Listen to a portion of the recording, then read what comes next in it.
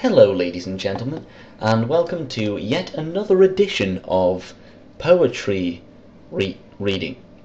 Poetry, I read poetry. That's basically the long and short of it. This is a poem for my good friend Shane, and indeed about him, for his birthday, and it is entitled "Rage is an Illusion," and it's basically about how he's a twat. It's not every day that I look forward to having the piss taken out of me, but from you somehow it's worth it. I always look forward to what name would come next, what abusive text would invade my phone. I wait home alone for the next crude comment to be thrown my way. You say things intended to make me annoyed and end up making my day, kind of like Simon Cowell. Because I know that every scowl is just for show, so I smile, knowing full well that the names are all fun and games though. And despite your claims to aim to shame, inflame and maim, Shane, we know. We know as a fact it's just an act and your exact intentions are not as implied. And although you have a side called Jekyll, you try to show your hide.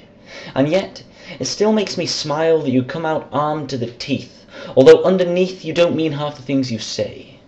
You know that, no matter how much he looks it, Max isn't gay. You know Ollie doesn't have mental issues. Well, maybe not anyway.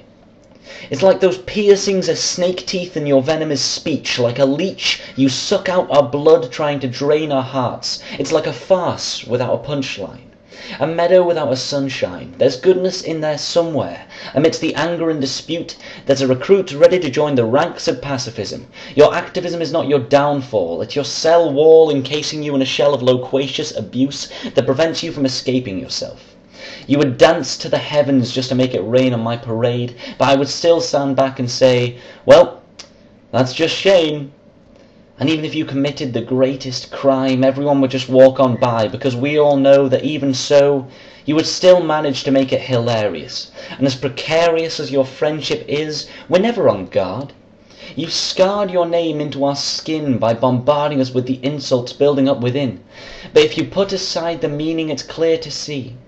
Each comment is a joke, not intended to thought-provoke, because each victim is a friend, and no matter how hard you pretend to be serious, the rather unmysterious nature of your speech makes it clear that it's not your real thoughts you intend to preach.